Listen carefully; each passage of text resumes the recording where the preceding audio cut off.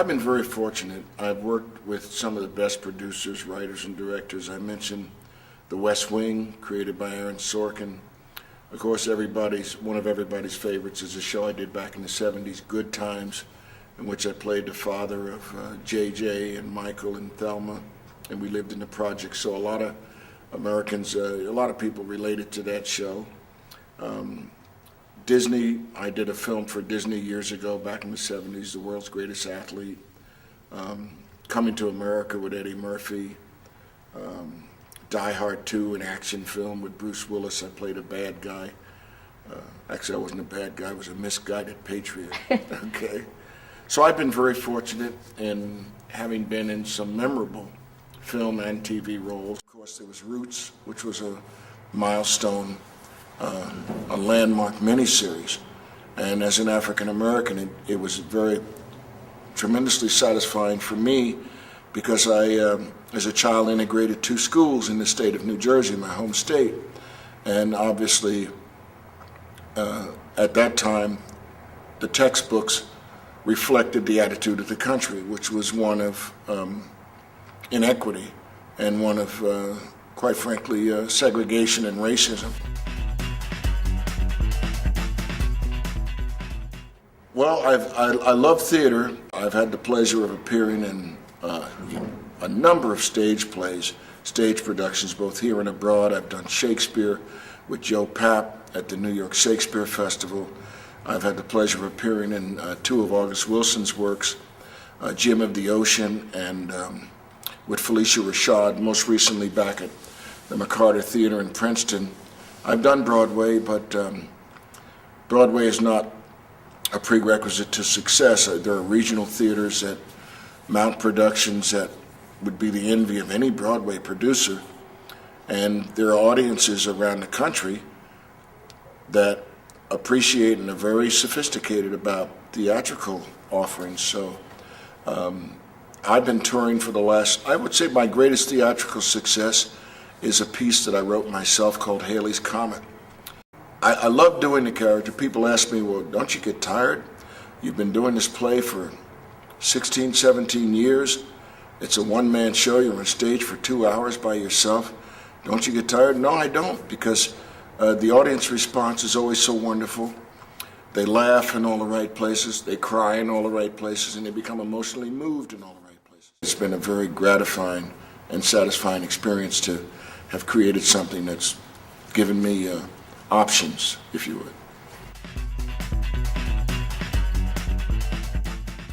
Well, it's put me in a position of being able to reach back and find those young people, particularly young at-risk people, who, were it not for the intervention of organizations like your own, or in my case, the work of my foundation, might not have the opportunities to reach their potential. So having had that opportunity given to me by others, I feel compelled to reach back and help as many children as I can.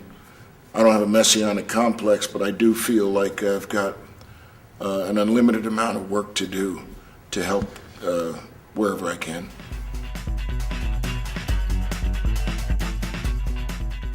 I'm an early riser. I take a walk, do a little exercise, and then sit down and go online, and check what's going on with my foundation. Read a couple of newspapers every day. The sports section first, because that's the most important thing. And I love to watch football. It's still my favorite sport to watch. So during the season, you will find me in my recliner watching football, and my lady knows, do not bother me until February. And when the Super Bowl's over, then we can have a normal relationship again. So I guess I love being outdoors. The house in Jersey is not a fancy place, but it's in the middle of the woods on some acreage, so I can chop wood for the fireplace and split logs and that kind of thing. I feed the deer. I'm concerned about my deer.